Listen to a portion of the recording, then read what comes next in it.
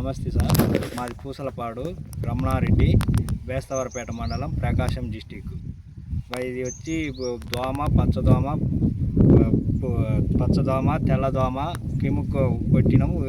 అలెక్ట్రు పురుగు ఈ రెండు మిక్సింగ్ చేసి కొట్టాము.